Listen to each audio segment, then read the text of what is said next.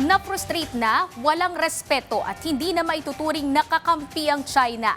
Ilan lang yan sa mga naging reaksyon ng mga mambabatas sa inilabas na AI video ng China Daily hinggil sa pagiging unggoy umano ng mga Pilipino.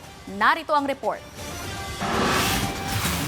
Mariing kinundena ng mga mambabatas ang inilabas na AI-generated video ng Chinese state media na China Daily na nagre-representa sa Pilipino bilang unggoy. Ayon kay Akbayan Party List Representative Dada Kiram Ismula, patunay lamang ang umano'y water cannon incident sa West Philippine Sea at pagkalat ng fake news ng kawalan ng respeto ng China sa soberanya at sa mga Pilipino. Well, technically, tingin ko na frustrate na rin siguro ang China dahil after 10 years, mas marami pa rin miyembro ng international community ang sinikilala ang pagkapanalo natin sa international tribunal ruling na nagsasabi sa Pilipino ang West Philippine Sea.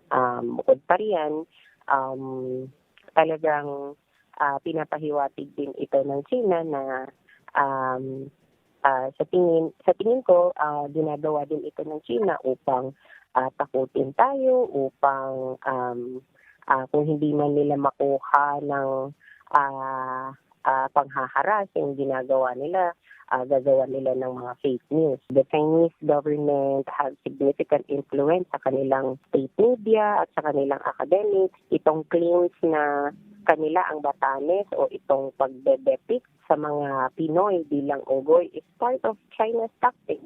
Nanawagan din ng mambabatas sa pamahalaan na maging matatag sa pagkondena sa mga ganitong hakbang at tuluyang isara ang usapin ng joint oil exploration sa West Philippine Sea hanggat hindi kinikilala ng China ang teritoryo ng Pilipinas at patuloy umano nitong sinisiraan ng mga Pilipino maging sa international community. Dagdag pa niya, hindi na maituturing na alay o kakampi ang China. Dapat maging firm ang gobyerno natin, ang gobyerno ng Pilipinas na hindi katanggap-tanggap ang mga pambabastos na ito.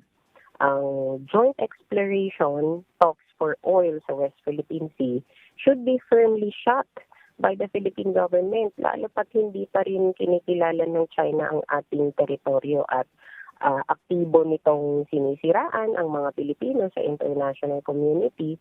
And with the latest na propaganda nila na sabihin nila or ipalabas nila using AI media na animal ang tingin nila sa atin, hindi na dapat sila kinikilalang alay. Binatikos din ni ACT Teachers Party List Representative Antonio Tino ang AI-generated video ng state media ng China at iginiit na isa itong racist at mapanlait na propaganda laban sa mga Pilipino. Ayon kay Tino, dapat humingi ng opisyal na paumanhin ng China at agad na alisin ang naturang video. Anya, ang soberanya ng Pilipinas ay hindi dapat nagpapadikta sa alinmang dayuhang kapangyarihan. Para naman kay House Senior Deputy Minority Leader at mamamayang Liberal Party List Representative Laila De Lima, isang halimbawa ng racism ang video ng China Daily na naglalarawan sa mga Pilipino bilang mga unggoy. Sa isang social media post, sinabi ni De Lima, ipinapakita ng naturang video ang patuloy na panggigipit at pagkadismaya ng China dahil naninindigan ng Pilipinas sa karapatan nito sa West Philippine Sea.